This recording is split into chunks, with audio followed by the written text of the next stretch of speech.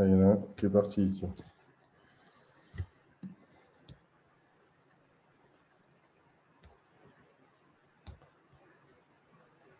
Bonjour tout le monde.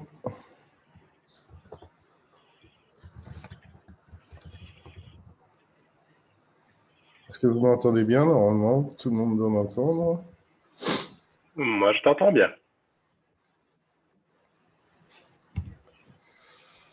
On va attendre les participants.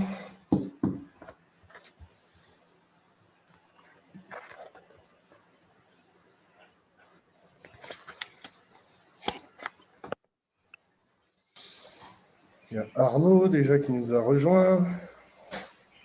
Bonjour, bonjour.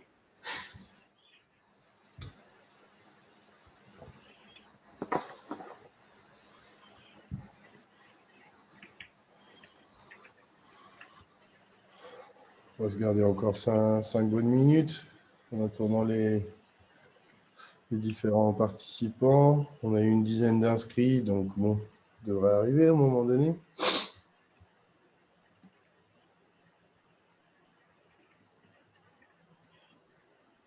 De toute façon, n'oublions pas d'enregistrer la session, comme ça tout le monde pourra la voir au cas où certains auraient eu des empêchements ou quoi que ce soit. Ouais, l'enregistrement est démarré déjà. Top.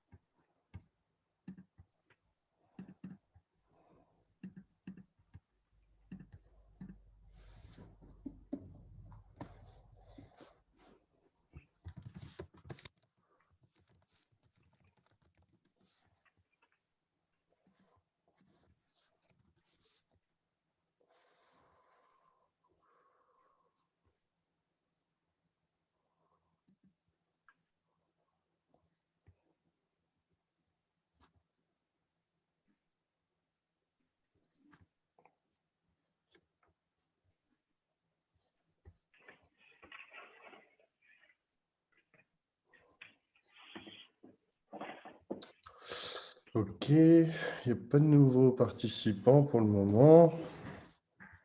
Moi, de toute façon, je pense qu'on peut commencer à 15h05, c'est-à-dire dans quelques secondes probablement. Hein. Maintenant.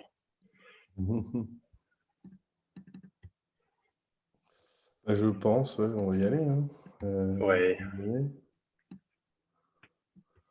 Voilà.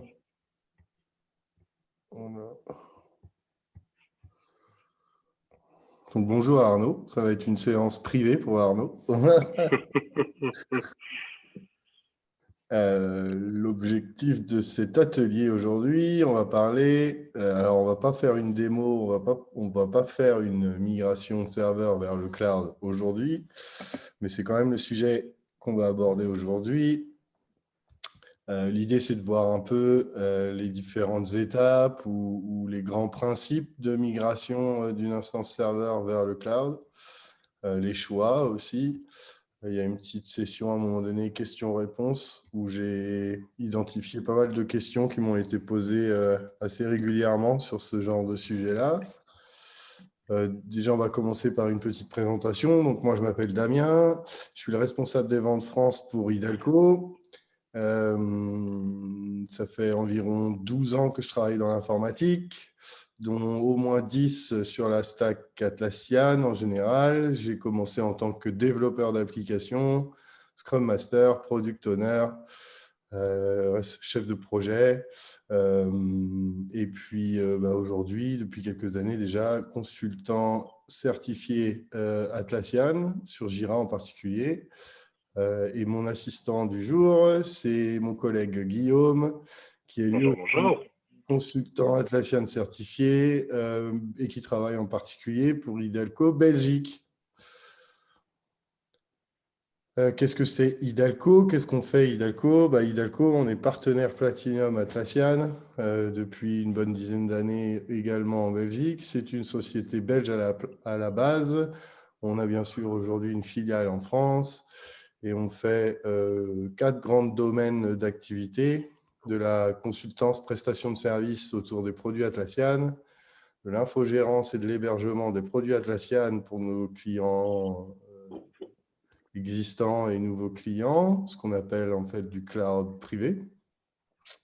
On assure de la gestion de licences autour des produits Atlassian et on est aussi éditeur d'add-ons. On a 2 add-ons en particulier qui marchent plutôt pas mal ces derniers temps. Excelate, qui est de la synchronisation de données Jira vers d'autres systèmes, du Jira vers du Jira, notamment du serveur vers du cloud, par exemple. ServiceNow vers Jira ou Jira vers ServiceNow. GitHub également. HPQ Center, et on développe tout le temps différents connecteurs pour nos clients pour aller se synchroniser sur d'autres plateformes. Et le deuxième add-on, c'est Table Grid Editor. En gros, qu'est-ce que c'est Table Grid? C'est un mini tableur Excel dans un champ personnalisé Jira. Ça permet de stocker, d'accéder à des données externes à Jira et d'afficher tout ça sur les demandes dans Jira. Voilà pour Hidalgo. Le menu d'aujourd'hui. Ah, j'ai oublié de changer en haut, pardon. Donc, ce n'est pas administration, c'est migration. On va parler des produits. On va revenir rapidement sur les annonces d'Atlassian de cette fin d'année. On va parler ensuite des offres Atlassian Cloud, ce qui est une étape de migration de serveur vers cloud. On va le voir à un moment donné. Différents plans ou des étapes importantes dans le plan de migration, une série de questions-réponses, une petite démo, surtout sur les interfaces en fait, d'export, d'import, que ce soit cloud ou serveur. Alors, on ne va pas faire de pause. Je pense qu'en une bonne heure et quelques, on aura déroulé pas mal de choses déjà. Et puis, ça laissera du temps pour des questions, si Arnaud a des questions. Voilà. Les produits Atlassian. Atlassian, qu'est-ce que c'est déjà aujourd'hui? Ça existe depuis 2002. C'est un éditeur de logiciels australien. Aujourd'hui, il y a des bureaux basés dans 7 différents pays du monde, plus de 170 000 clients, dont les plus grosses sociétés du web ou d'informatique actuelles. C'est aussi 1% de dons sur la base des bénéfices réalisés. C'est ce qu'on appelle le système Pledge. C'est un centre de donation en fait pour Atlassian.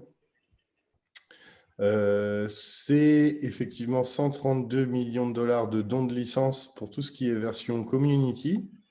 Les versions community, en fait, ça permet à des éditeurs de logiciels open source, à des organisations à but non lucratif, des hôpitaux aussi, les services publics ou d'autres organisations comme ça, d'avoir les licences des produits Atlassian entièrement gratuits. C'était vrai avec la version serveur. Ça l'est aussi avec les annonces récentes pour Data Center. C'est 100% des licences gratuites, renouvelables tous les ans. C'est plutôt une bonne nouvelle, ça. Atlassian, c'est aussi plus de 2 600 000 membres dans la communauté. Quelques chiffres clés aussi, c'est 4 000 applications et plus sur le marketplace. 2 planètes avec leurs solutions, oui, effectivement. Pour la petite histoire, Jira et les solutions Atlassian ont été utilisées par la NASA pour envoyer des robots sur Mars. Et donc, effectivement, il y a des petits robots qui utilisent Jira à distance, sans doute. Voilà. Donc, voilà un peu pour l'histoire et un peu de vision sur la société Atlassian, ces 5 grandes valeurs qui sont énumérées un peu plus bas. C'est surtout 16 produits principaux. Jira Software, Jira Core, Jira Service Management qui a été renommé et avec des nouvelles fonctionnalités. Historiquement, c'était Jira Service Desk. Confluence, Bitbucket, Bamboo, Trello, voilà pour les produits. Il y a aussi Opsgenie, Status Page, SourceTree, Atlassian Access pour le cloud. Il y a un partenaire privilégié qui est toujours privilégié d'ailleurs, c'est Slack, malgré son rachat par Salesforce, assez récent aussi, pour ceux qui n'ont pas vu l'annonce. Partenaire privilégié parce que vraiment l'intégration native est vraiment déjà puissante. Il y a en plus aujourd'hui maintenant des apps aussi qui permettent d'avoir des intégrations un peu plus poussées encore. Mais bon, déjà avec les intégrations existantes, c'est déjà pas mal. Donc voilà un peu la cartographie des produits. Et puis tout ce que Atlassian peut produire en tant que logiciel. C'est surtout Atlassian un gros marketplace comme Google Play Store ou Apple Store, à la manière de, en tout cas. Atlassian possède un marketplace avec plus de 4000 apps ou add-ons. C'est le nom qu'on leur donne. On devrait dire aujourd'hui apps, mais add-on, si ça matérialise bien ce que c'est. Ce sont des bundles de fonctionnalités qui viennent s'ajouter à la plateforme native, Jira, Confluence, Bitbucket ou d'autres. Et ces applications-là permettent de gérer, d'avoir de meilleures fonctionnalités sur plein de domaines d'activités différents. Ça peut être la CMDB, la gestion de projet, la configuration avancée de Jira, le look aussi, l'expérience utilisateur de Jira, les interfaces Jira. Et c'est là amélioré. Il y a vraiment tout un tas d'add-ons qui proposent tout un tas de fonctionnalités. Donc, c'est l'une des forces aussi d'Atlassian. Hein, c'est s'il n'y a pas la fonctionnalité nativement dans le produit, il y a forcément un add-on aujourd'hui qui peut aider. Et donc, pourquoi choisir les produits Atlassian? C'est entre autres pour ça, 16 produits natifs qui sont vraiment au cœur de ce qu'on appelle l'application lifecycle, et 4000 apps ou add-ons qui gravitent autour et qui permettent vraiment de répondre à tout un tas de besoins, de fonctionnalités pour les organisations modernes d'aujourd'hui, de petite ou moyenne taille. Et voilà, et le cœur des produits Atlassian, c'est essentiellement la collaboration comme valeur clé. Et à vous vraiment de construire votre solution adaptée à vos besoins. C'était une belle intro, ça, Guillaume. Voilà. Oui, parfait, comme d'habitude. Hein. Voilà, j'ai fait le tour. Hein. Je repasse rapidement, je ne vais pas m'éterniser, mais je pense que c'est important d'en parler un petit peu parce que c'est vraiment encore un sujet assez bouillant sur cette fin d'année. Récemment, la plus grande annonce d'Atlassian a été d'annoncer la fin des produits en version serveur, on-premise serveur. Serveur, ça veut dire on-premise installé dans votre infrastructure. C'est pas rien parce qu'en France, en tout cas pour Hidalgo, ça représentait presque 80% de nos clients et en majorité dans l'Europe. Aujourd'hui, il y a quand même encore beaucoup de sociétés qui utilisent cette version-là. Donc voilà le planning, les grandes dates importantes. 2 février 2021, c'est fin des ventes des nouvelles licences serveurs. Si vous en avez déjà, tout va bien. 2 février 2022, c'est la fin des upgrades de licences, de changement de tiers utilisateurs. Donc là, si vous avez ce genre de version, attention, à partir du 2 février 2022, vous ne pourrez plus changer de tiers utilisateur. Le 2 février 2023, c'est la fin des ventes pour les nouvelles apps pour les licences serveurs. Donc, ce qui signifie que si, après le 2 février 2023, vous voulez ajouter des apps à vos instances existantes, vous ne pourrez pas parce que vous ne pourrez pas acheter de licence pour ces apps-là. Et enfin, le 2 février 2024, c'est la fin de support total de tous les produits effectivement, pour remplacer ces versions serveurs des produits, Atlassian met le focus sur la version data center on-premise. Donc ça, c'est une autre version des produits Atlassian qui permettent, entre autres, de la haute disponibilité, la scalabilité de la plateforme et la gestion avancée en fait, d'un cluster d'instances Jira ou Confluence ou produits pour pouvoir améliorer, scaler, en fait, étendre à échelle la plateforme aux besoins selon les besoins en performance, en utilisation aussi des plateformes. Et bien sûr, focus mis sur l'offre Atlassian Cloud avec différents plans, différents offres adaptées à chaque type d'organisation. On va les détailler un peu plus bas. J'ai laissé toujours dans cette présentation le détail sur chacune des dates. Je ne veux pas y revenir en détail aujourd'hui, mais voilà, quand vous allez recevoir le PDF à la suite de cette présentation-là, eh ben vous avez toutes les informations à l'intérieur.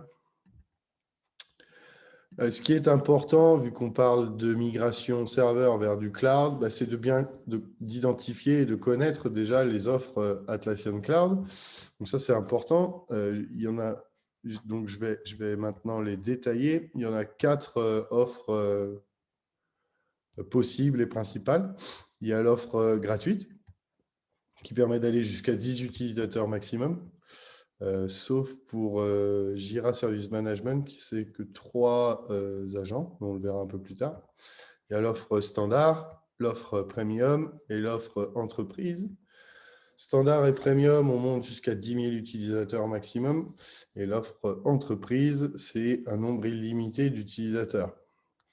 Donc, on comprend déjà un peu sur ce modèle d'offre que c'est adapté en fonction de la taille des sociétés clientes, hein, clairement des clients. L'offre gratuite, donc c'est voilà, pour Jira Core et Software, 10 utilisateurs max. Pour Confluence, également 10 utilisateurs max. Pour Jira Service Management, Service Desk, gratuit jusqu'à 3 agents max.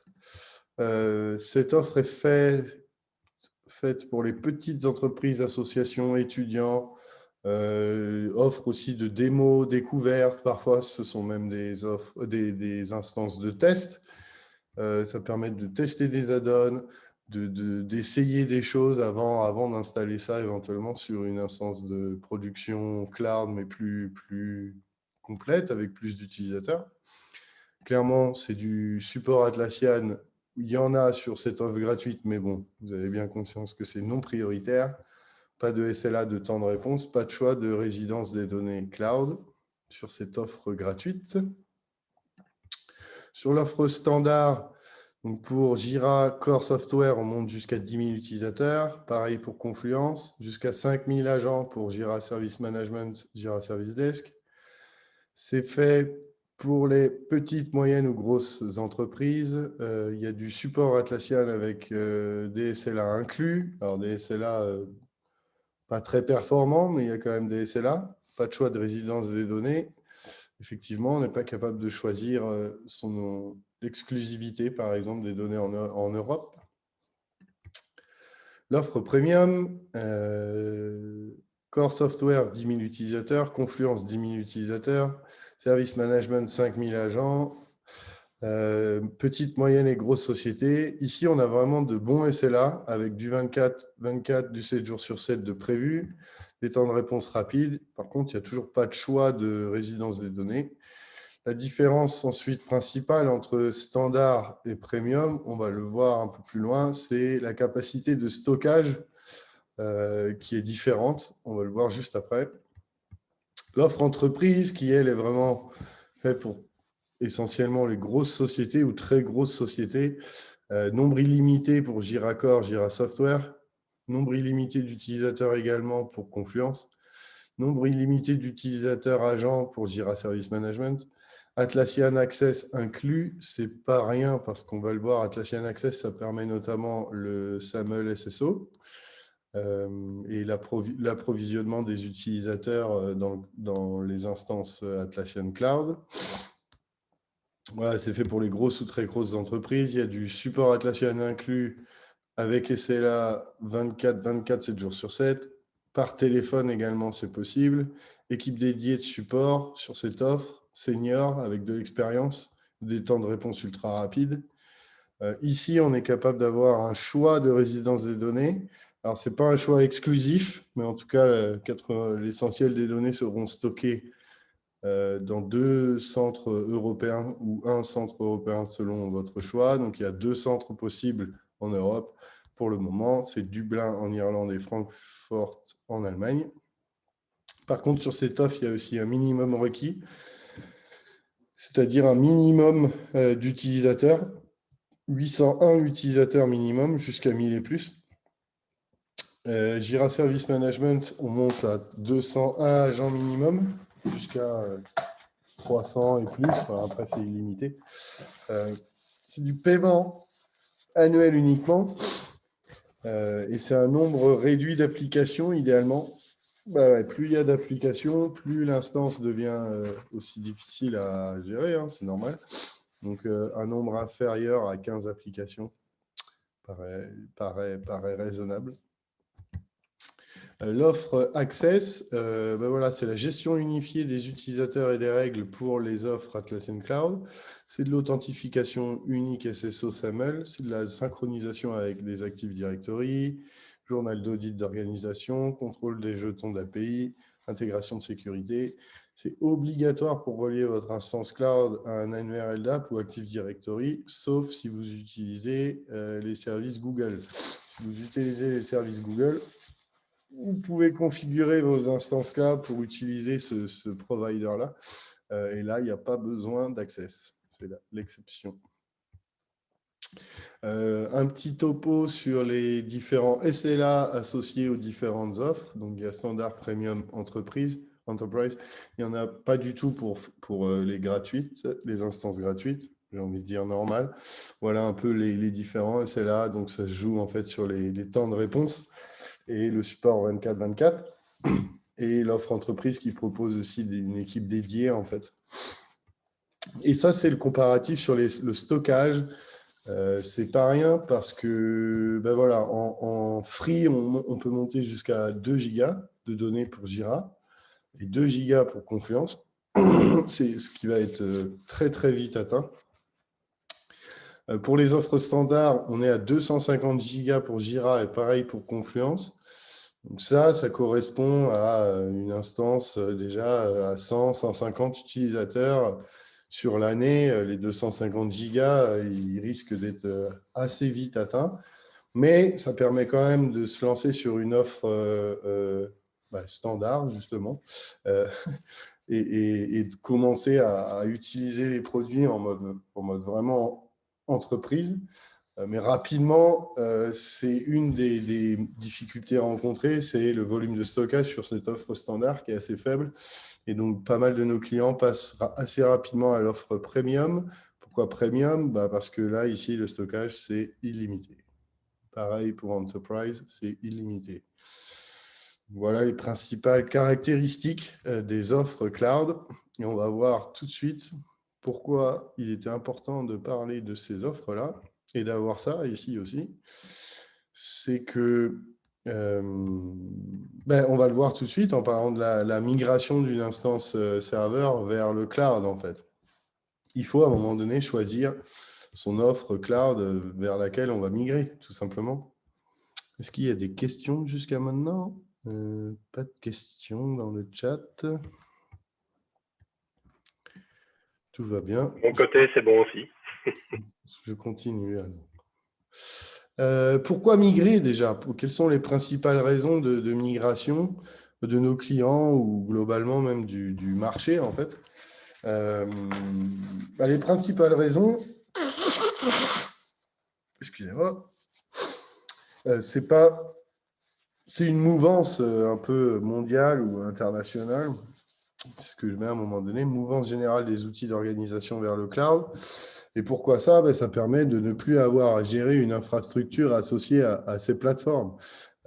C'est un peu la tendance dans le monde aujourd'hui, se focaliser sur son cœur de métier et ne pas passer son temps ou dépenser du temps et de l'énergie et de l'argent à gérer une infrastructure associée à des outils que l'organisation utilise, à tort ou à raison. Mais en tout cas, c'est la mouvance mondiale générale sur ce marché des applications cloud, en fait. Le fait aussi de migrer sur le cloud Atlassian, en tout cas, ça permet de profiter des toutes dernières fonctionnalités et innovations des produits. Effectivement, parce qu'Atlassian utilise son cloud comme un incubateur de fonctionnalités. Il y a parfois des fonctionnalités en bêta qui permettent d'être testées.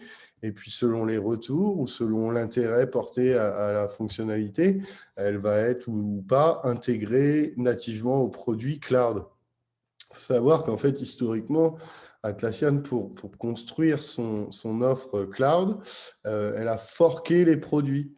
C'est-à-dire qu'aujourd'hui, Jira Cloud a son propre cycle de vie, Confluence Cloud a son propre cycle de vie, alors que Jira Server ou Confluence Server Data Center ont un autre cycle de vie avec une autre équipe dédiée aux corrections, aux anomalies, aux évolutions. Et c'est aussi pour ça que Atlassian a voulu arrêter la version serveur, c'est focaliser ses efforts de développement sur une version déjà qui est prête à recueillir ce qu'on appelle la haute dispo, le clustering, la version data center.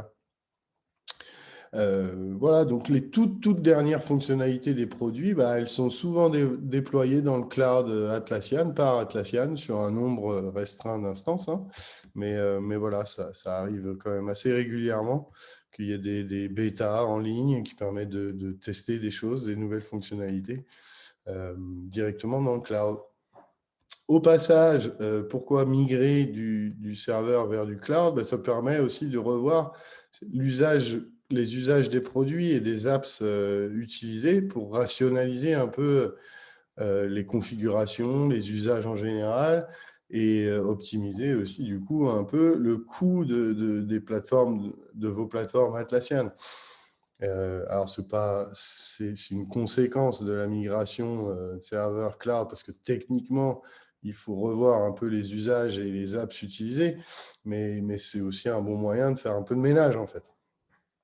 Basculer sur du cloud va aider à la gouvernance des plateformes. J'ai envie de dire oui, ça va aider à optimiser la gouvernance parce que nativement, dans une instance cloud Atlassian, toutes les plateformes, que ce soit Confluence, Bitbucket, Jira, se retrouvent au même endroit de gestion, au même point d'entrée de gestion, que ce soit pour l'administrateur ou même au final pour les utilisateurs finaux. On a vraiment l'impression que tous les produits sont développés, sont déployés ensemble, alors que parfois, ce n'est pas totalement vrai. Mais de fait, parce que les instances sont rassemblées, la gouvernance va être un petit peu simplifiée. Et puis surtout, au passage de serveur vers cloud, ça va permettre de remettre une couche de gouvernance pour rationaliser un peu les usages et consolider, en fait. Donc oui, une autre raison, c'est la mouvance générale des outils d'organisation vers le cloud. C'est une mode, ou je ne sais pas si on dit mode, mais c'est une tendance en tout cas. Et puis, l'une des raisons, effectivement, c'est la fin de support total de version serveur des produits à partir du 2 février 2024. Donc, il faut bien trouver une solution. Il y a certaines organisations qui ne peuvent pas se permettre de rester sur une version serveur non à jour.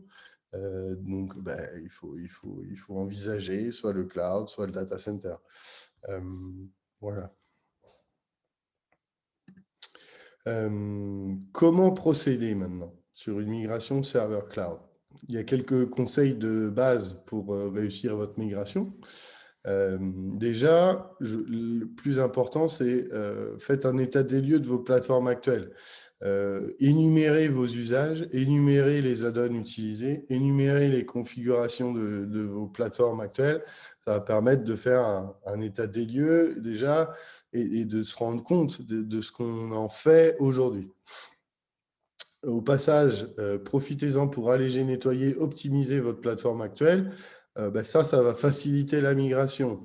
Si on se rend compte qu'un add-on est utilisé que par une seule équipe dans son coin pour une seule fonctionnalité, est-ce vraiment nécessaire, primordial de garder cet usage? Peut-on transformer cet usage avec un add-on qu'on utilise pour d'autres équipes?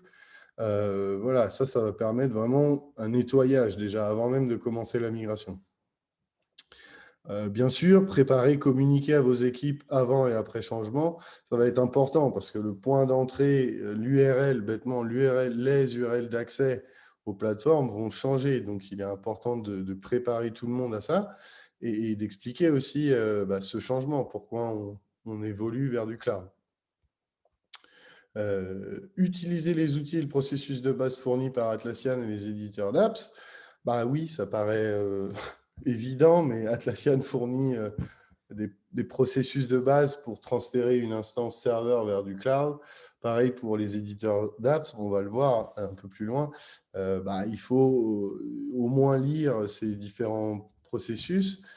Chaque migration est un peu différente, mais selon les besoins associés à ces migrations, il y a 2 processus possibles et donc l'un ou l'autre va naturellement se dessiner. On va le voir un peu plus tard. Un autre point important, c'est tester votre migration de bout en bout, c'est-à-dire tester le processus de migration, mais aussi à la suite les usages des plateformes. Si nécessaire, automatiser les tests. On a des moyens, en tout cas, d'essayer d'automatiser les tests d'interface de Jira avec des frameworks d'automatisation d'interface. En fait, moi, je connais déjà un petit peu Cypress, donc je parlerai un petit peu dessus là.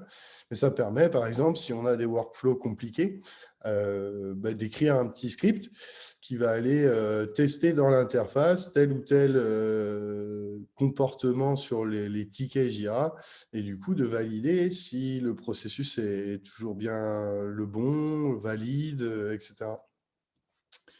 Et puis enfin, planifier correctement cette bascule, c'est important parce qu'il y aura une interruption de service en production.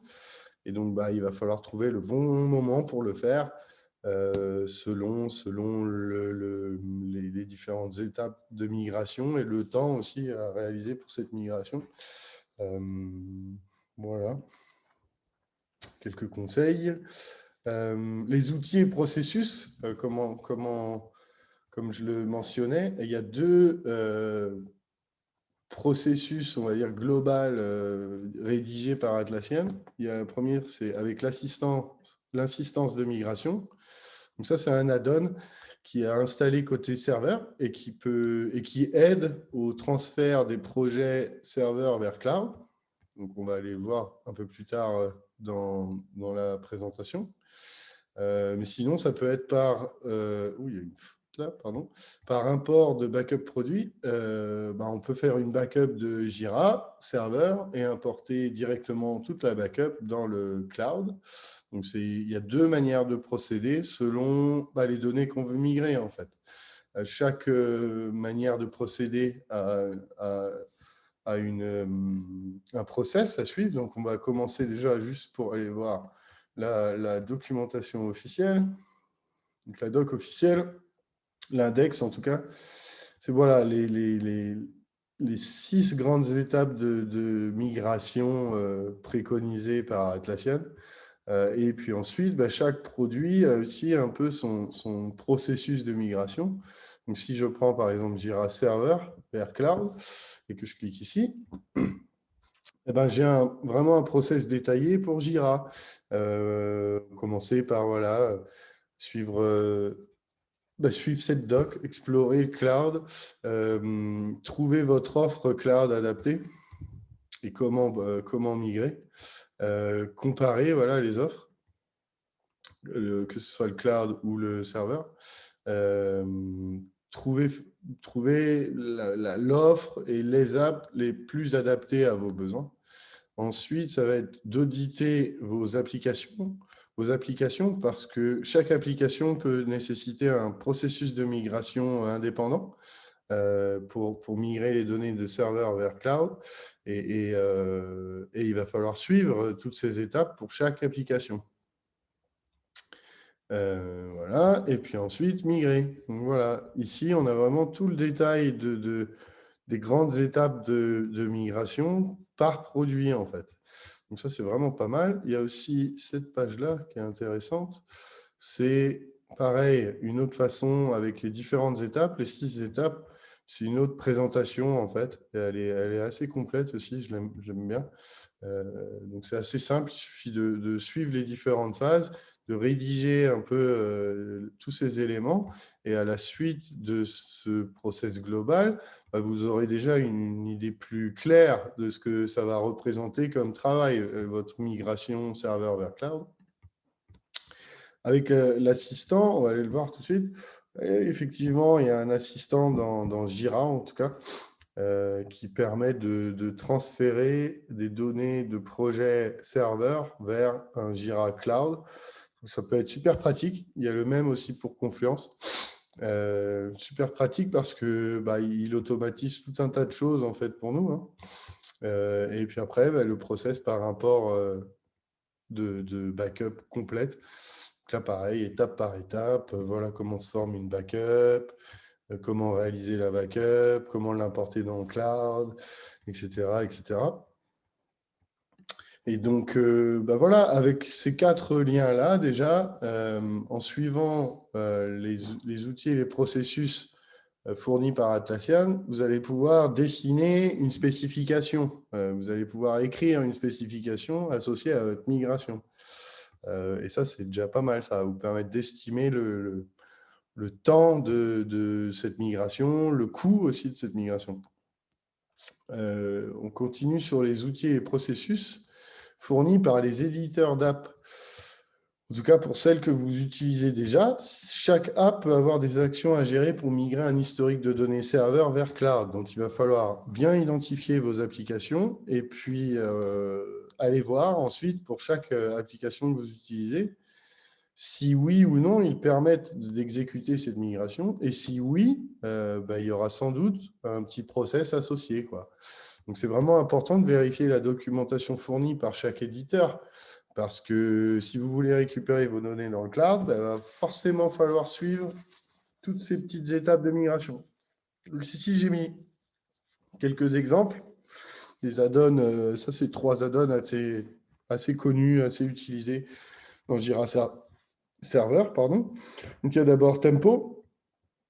Tempo, c'est un outil de Tempo Timesheet, c'est un outil de gestion de temps, saisie des temps dans Jira. Et donc voilà, par exemple, pour Tempo Timesheet, il va falloir à un moment donné réaliser ces petites actions-là. Pour Planner, c'est un autre set d'actions. Voilà. Donc ici, on voit que ce n'est pas 100% géré nativement, en tout cas dans l'add-on. Donc il va falloir lire, détailler ces actions et les ajouter à votre processus global de migration. Si j'en prends un autre, Jiramis Workflow Extension, ça c'est une boîte à outils pour Jira Server qu'on a aussi dans le cloud. Et donc, du coup, ça vient se brancher dans les workflows, les post-fonctions, conditions ou validateurs dans vos workflows. Et donc, là, il y a pas mal d'actions, il y a pas mal d'actions parce que toutes les méthodes utilisées en mode serveur changent. Donc, on voit ici, par exemple, cette transition-là. Avant, c'était ce package-là à utiliser côté serveur. Pour le cloud, c'est plus ce package-là, c'est un autre package pour la même fonctionnalité. Donc, on peut aller scripter ou en tout cas éditer ces workflows et basculer l'implémentation de ces workflows sur la version cloud de l'app. Donc, c'est pas rien, hein, surtout pour Jiramis Workflow Extension. Il ne faut pas sous-estimer cette étape-là de migration de certaines données des add-ons parce que c'est ce qui peut être assez coûteux en temps, quoi. Pareil pour Scriptrunner, pareil pour d'autres. Chaque app va vraiment avoir un contexte particulier, un processus particulier. Donc, il faut prendre le temps d'aller vérifier tout ça et tracer ces changements si nécessaire et ensuite construire son processus global de migration, quoi. c'est là qu'on en arrive, c'est établir un plan global de migration, quoi. En 10 étapes. La première étape, c'est auditer et cartographier votre plateforme et vos usages actuels, lister les add-ons, lister les configurations de projets particuliers, cartographier l'usage et les liens entre vos produits et identifier, par exemple, s'il y a des services externes qui accèdent aux données de Jira ou de Confluence. Ça va vraiment être faire un état des lieux global de vos plateformes. Ensuite, il va falloir choisir une offre cloud adaptée à vos besoins et une URL principale d'accès pour le cloud. Il va falloir créer son instance cloud sur la licence serveur existante. Pourquoi? C'est comme ça vous donne 3 mois d'essai offert. Ce qui n'est pas rien parce que… Putain, mais j'ai fait encore une faute ici. Là. Oh là là, dame. C'est pas rien parce que comme ça, pendant 3 mois, vous n'êtes pas bloqué sur les fonctionnalités, pas bloqué sur les add-ons. Vous pouvez prendre le temps, en 90 jours, de migrer, de faire plusieurs essais de migration jusqu'à ce que votre migration soit stable et satisfaisante, quoi. Ça, c'est optionnel, mais demandez la validation de votre nom de domaine. En général, les entreprises aiment bien faire ça. Le fait de vérifier votre domaine, ça va vous permettre notamment de provisionner vos utilisateurs avec Access, Atlassian Access. Il faut peut-être une semaine, enfin en théorie, il faut 3 jours de validation de nom de domaine. Mais bon, ça peut être un peu plus long parfois. Il y a des DNS côté Atlassian à mettre à jour. C'est tout un système d'action, en fait. Et donc, si c'est important pour vous d'avoir cette validation de domaine, lancez-la dès le début de votre processus de migration. Comme ça, le jour où vous allez aller en production, votre domaine il sera déjà validé, quoi. Vérifier et noter le processus de migration de chaque app utilisée, c'est super important parce que sinon vos données d'application ne migreront pas. Donc, c'est aussi construire ce processus global de migration par produit. Tester la migration par produit et leurs apps. Ça va vous permettre d'exécuter la migration dans un environnement de test. Et ensuite, demander la… Ah, j'ai mis 2 fois la validation de domaine. Oh là là. Et surtout, derrière, ça va vous permettre de réaliser une recette utilisateur finale, apporter des corrections jusqu'à la validation de votre migration. Il faut savoir que les corrections suite à recette vont sans doute impacter le processus de migration. Donc, il va falloir rejouer à un moment donné votre processus de migration. Nous, en général, chez Hidalgo, on le rejoue 2 ou 3 fois. C'est-à-dire la première fois, on n'est déjà pas très loin de la vérité. On fait quelques corrections. On refait une migration globale sur une instance de test. Et là, on lance la recette utilisateur. Et en général, au bout de la 2e fois, il y a déjà une grosse partie de validé. Mais si on a besoin, c'est arrivé, on rejoue une 3e fois le processus global de migration jusqu'à ce que la plateforme soit vraiment validée par les utilisateurs ou finaux, en tout cas par des utilisateurs clés finaux. Ensuite, établir en même temps qu'un peu tout ça, en fait, c'est établir un planning d'intervention en production pour trouver une fenêtre d'intervention en production et ensuite réaliser la mise en production avec interruption des services. C'est important de bien planifier ça parce que ce qui va se passer souvent, c'est un soir ou un vendredi soir, la migration est lancée et le lundi ou le lendemain, les utilisateurs finaux arrivent et pourront utiliser la nouvelle plateforme. Chez Hidalgo, on a aussi sorti une superbe checklist et un article de blog associé. Donc, je vais aller voir l'article de blog. Effectivement, on a sorti un guide il y a déjà, quelques temps sur la migration Jira en particulier, mais c'est valable pour les produits Atlassian au sens large, avec une superbe checklist qui est un petit peu plus bas ici. Non, un petit peu plus bas.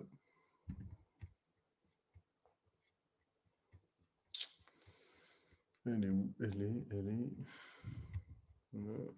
Je reviendrai sur la checklist, mais voilà, ici, là. Elle est assez sympa. Et puis, ça vous permet en quelques questions de bien identifier tous les éléments que vous allez devoir gérer et s'assurer que vous apportez les réponses à chacun de ces éléments-là, quoi. Ben ça va vous aider à migrer également. On le voit aussi dans notre article ici. Il y a un super sommaire à un moment donné. Voilà.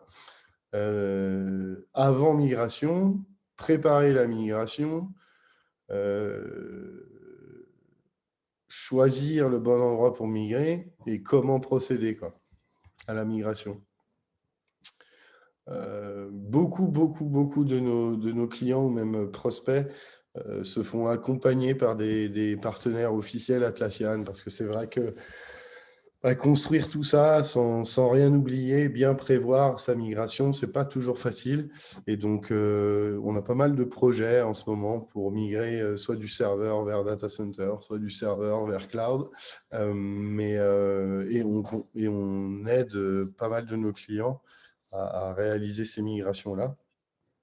Il y a quand même beaucoup d'éléments en ligne aujourd'hui entre les docs Atlassian et nous, et nos docs à nous. Mais voilà, il y a toujours des éléments importants et des choses imprévues dans une migration. Le fait d'avoir un expert Atlassian pas loin, ou en tout cas près, en accompagnement sur ce genre de migration-là, c'est un plus non négligeable parce que nos consultants, eux, ils sont capables de réagir assez vite sur des bugs rencontrés. Ils ont l'habitude de gérer aussi des problèmes de migration assez classiques. Et donc c'est intéressant d'avoir un partenaire Atlassian pas loin quand on fait ce genre de migration-là. Mais voilà, on a essayé ici, dans ce joli guide, de vraiment vous fournir les points importants, les questions importantes à chaque fois à soulever et trouver les réponses qui sont liées à vos plateformes Atlassian, quoi. Voilà. Est-ce qu'il y a des questions? Non, pas de questions. Tout va bien. Moi, j'en ai des questions. Je crois qu'il y a 5 questions. 1, 2, 3, 4, 5, c'est ça. Il y a 5 questions qu'on rencontre ou qu'on nous pose vraiment beaucoup associées aux migrations. Donc, j'ai décidé de les mettre là. C'est encore plus simple.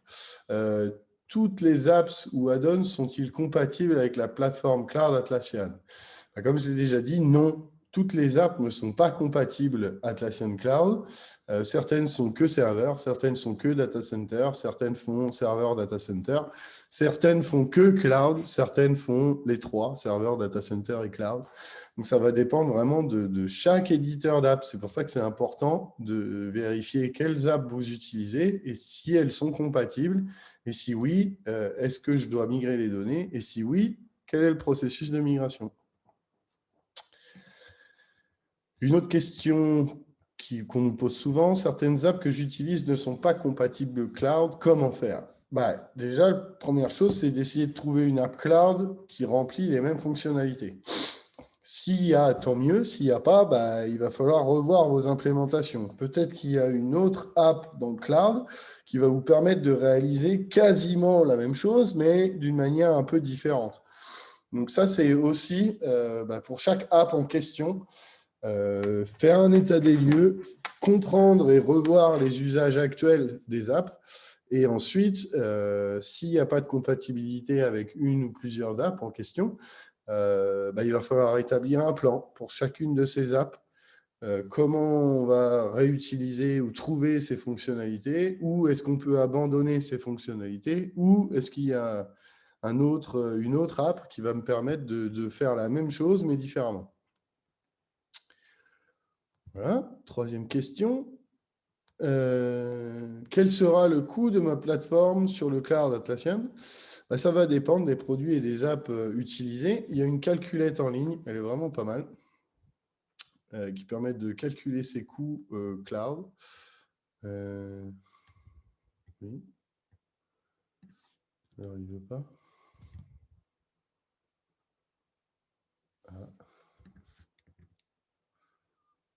Il ne veut pas apparaître. Access Publishing. Non. Ah. Il ne veut pas me sortir. D'accord. On va changer de. On va se mettre là.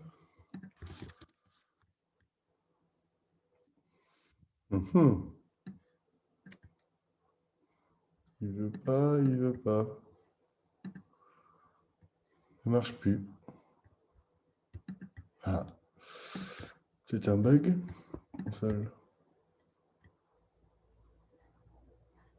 Ah oui. Il y a sans doute un bug. Voilà.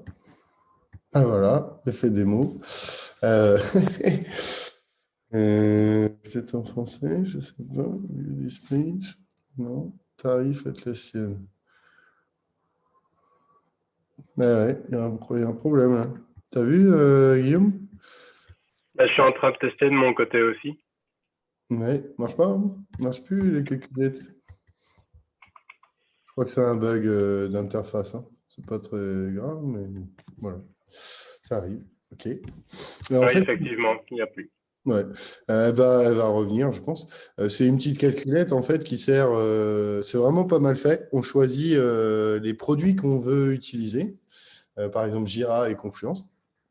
On choisit le tiers utilisateur pour chacun des produits. Et puis après, on ajoute les applications qu'on veut utiliser. Et du coup, ça nous sort le total du coût mensuel.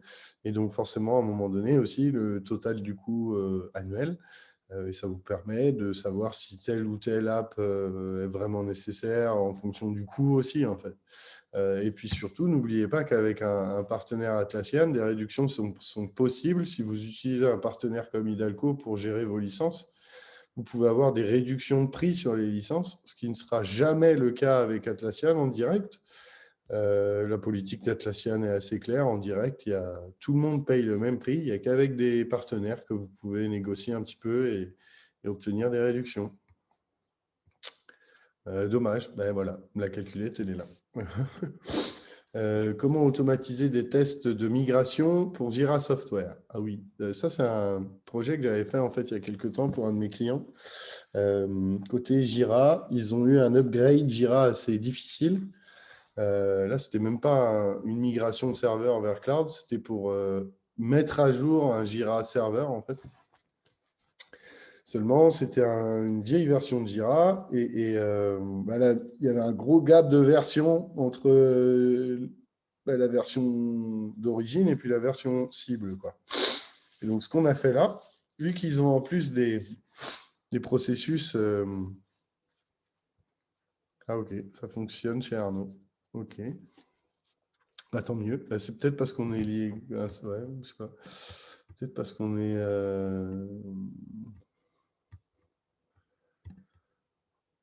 Copier le lien. Je vais aller faire un coup. Peut-être que c'est parce qu'on est... Moi, je suis connecté avec mon...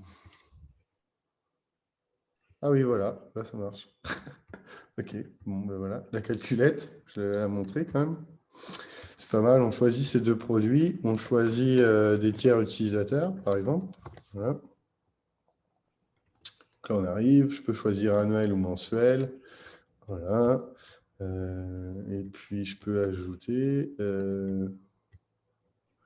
je peux ajouter une application, par exemple... Scriptrunner, par exemple. Je peux ajouter Tempo. Je peux ajouter Portfolio. Alors, Portfolio, il est natif. Il est natif maintenant. Je peux ajouter, non, sur Confluence, je peux ajouter Droio, par exemple. Voilà. Et tout ça, ça calcule mon prix ici mensuel. Ici, annuel. Avec le prix par app et le prix du produit lui-même. Voilà, c'est pas mal. Voilà pour la calculette.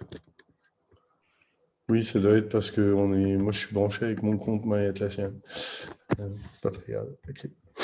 Ouais, mais j'ai fait un refresh de la page en supprimant le cache et finalement ça a fonctionné aussi. Donc, Ouais, c'est pas un problème temporaire. Donc, comment automatiser les tests de migration? Je ne sais pas si vous connaissez, mais il y a un framework que moi j'ai découvert il n'y a pas super longtemps qui s'appelle Cypress.io.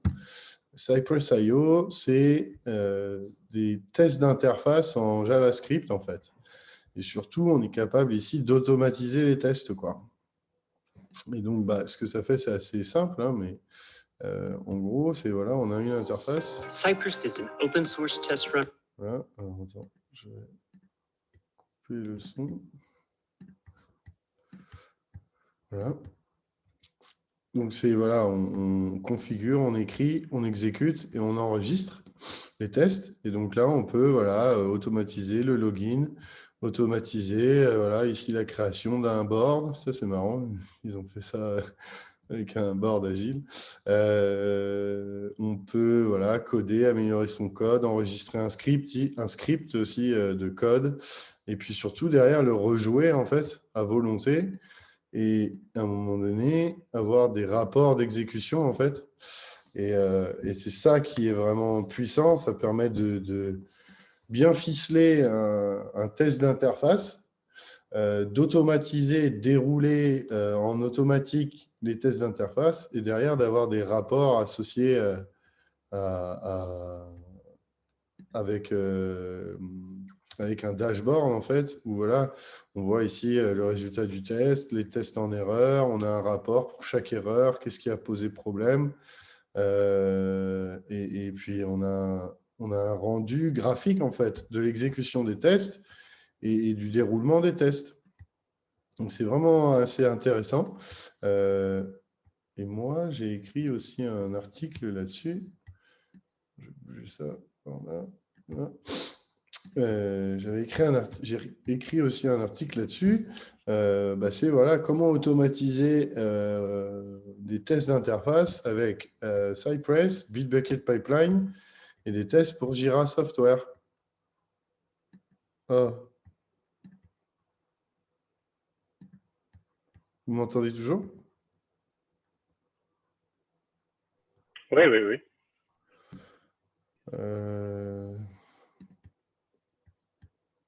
J'espère que l'enregistrement est toujours en cours. Ok, j'ai été déconnecté de Zoom. C'est pas grave. Hein. Et donc, dans cet article, j'explique vraiment la base, comment faire un login utilisateur dans Jira, comment exécuter tel ou tel changement de statut dans Jira. Et puis après, comment exécuter ça sous différents navigateurs. Donc là, on a Chrome, Firefox et Electron. Et comment automatiser les tests, comment automatiser l'exécution des tests. Et puis surtout, derrière, avec la production, à la fois d'un rapport d'automatisation de tests et puis du run pur des tests, on va dire. Et puis la partie test en lui-même. Est-ce que mon test s'est bien déroulé? Qu'est-ce qui a été testé? Et puis s'il y a des erreurs, pouvoir voir pourquoi il y a des erreurs, essayer de comprendre pourquoi. Et du coup, ça permet de réadapter son implémentation dans Jira jusqu'à ce que le test fonctionne. C'était un chouette projet, ça. Voilà. Il me reste encore une question.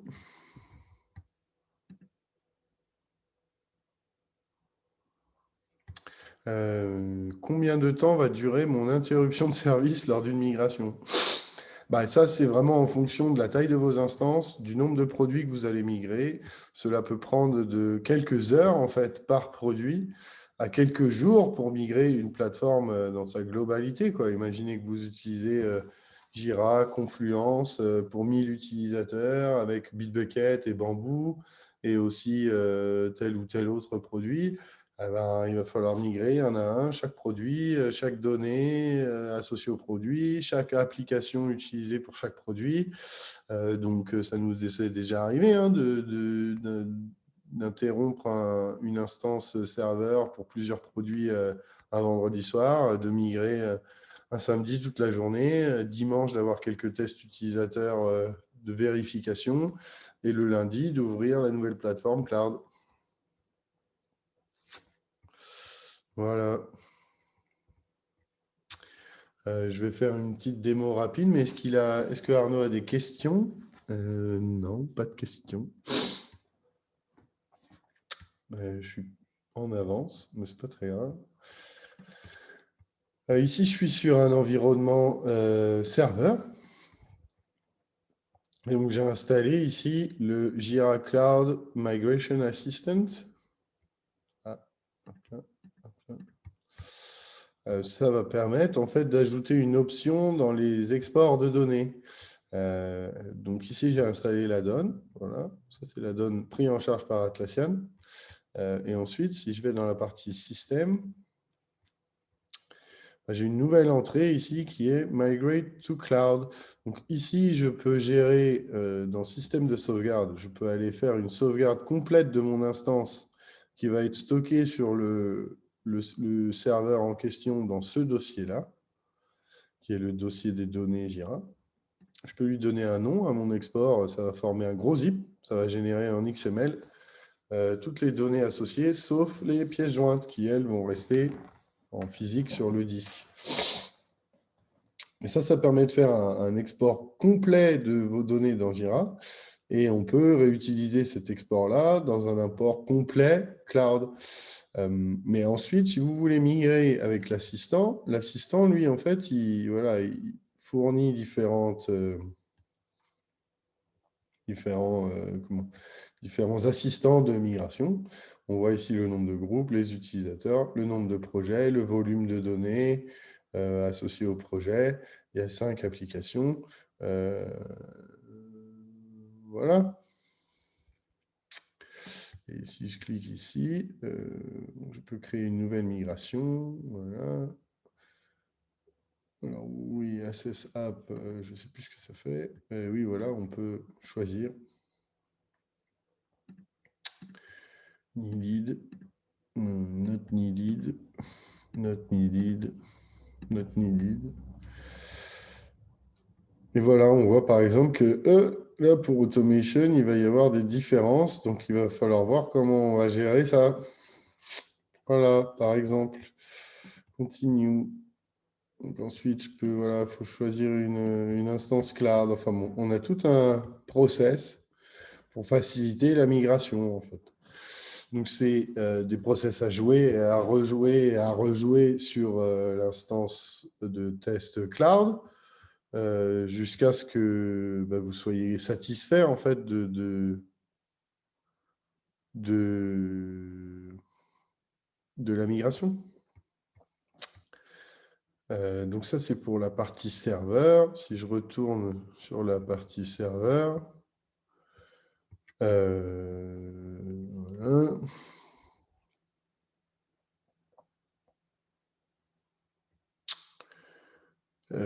Je cherche, qu'est-ce que je cherche? Oui, je peux retourner ici.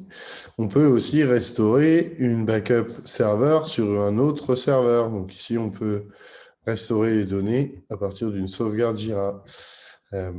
Très pratique, ça, pour bouger son instance d'une instance de production à une instance de test, par exemple. Voilà pour la partie serveur. Sur la partie cloud, donc l'interface principale, c'est toujours cette URL-là. Je vais aller sur l'organisation Hidalgo. Et je ne sais plus où c'est. Je ne sais plus où c'est. C'est dans paramètres, je crois. Voilà, transférer les produits. Alors, transférer des produits, ça c'est pour le cloud à cloud. Maintenant, si je vais dans un produit, pardon, que je vais par exemple dans Jira, voilà, je vais faire paramètres Jira. Importation depuis un système. Voilà. Donc là, je peux choisir soit un Jira Server ou soit un autre Jira Cloud. Et ici,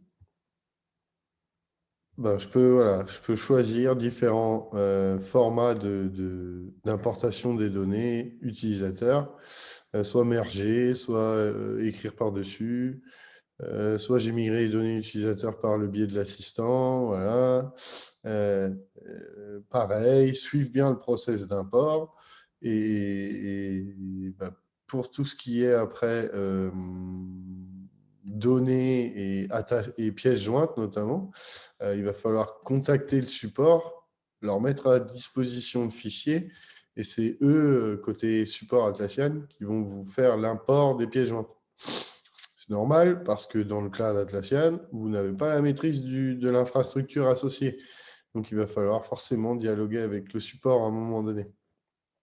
Ça sera à prévoir dans votre processus de migration et garantir ça le jour de la mise en production, en fait. Voilà. Je n'ai pas d'autres éléments à montrer. Je voulais rapidement montrer ça. Je n'ai pas d'autres points à remonter. Je réfléchis. J'ai tout montré. Oui. Dans le cloud aussi, on voit qu'on peut ici gérer les sauvegardes. On peut créer une sauvegarde de son cloud. On peut récupérer toutes les pièces jointes, les avatars et autres associés à son instance Jira Cloud. Ça permet par exemple, si on veut bouger de cette instance vers une autre, si on veut même sortir du cloud et aller côté data center par exemple. Voilà. Est-ce qu'il y a des questions? Est-ce qu'il y a des points que vous voulez revoir? 1h10, c'était pas mal. Et pour les projets de nouvelle génération, demande Arnaud, on peut aussi les migrer vers Data Center? Et comme c'est marqué, en fait, les projets nouvelle génération, on ne peut pas les migrer. Il faut les transformer en projets compatibles avec serveur ou data center et ensuite les migrer. Donc, la réponse est non. Des projets nouvelle génération, on ne peut pas les migrer. Il faut les convertir en projets classiques, entre guillemets, et compatibles serveur data center. Donc là, on voit qu'il y a 1, 2, 3, 4, 5, 6, 7, il y a une dizaine de projets là qui sont de nouvelle génération et qui ne vont pas pouvoir migrer. Voilà, ceux-là, il faut les convertir. Après, pour la création de projets sur les environnements cloud, la plupart du temps, moi, je pose la question de savoir pourquoi aller vers des projets nouvelle génération. Parce que personnellement, je suis très habitué aux projets de type classique et pas spécialement aux projets nouvelle génération. Je n'ai pas encore bien compris quel était l'intérêt par rapport à ça. Donc Arnaud, est-ce que toi, de ton côté, il y a une vraie raison pour laquelle tu vas vers les nouvelles générations ou c'est simplement parce que ça a été proposé par la solution et donc tu as suivi le mouvement avec le fait que ça soit nouvelle génération, donc en général ça donne envie évidemment d'y aller. Il y a une grosse différence entre les projets. Non, globalement, les fonctionnalités sont les mêmes. Mais les Voilà. next générations, en fait, c'est un peu plus allégé, un peu plus user-friendly, en fait.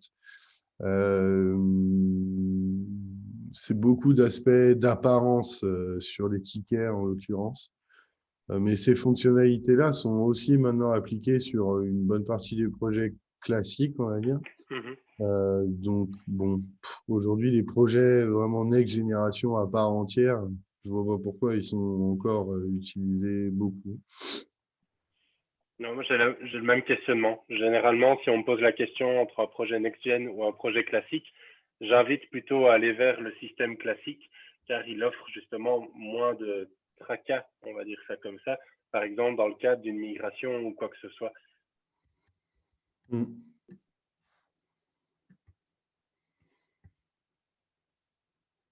Allô?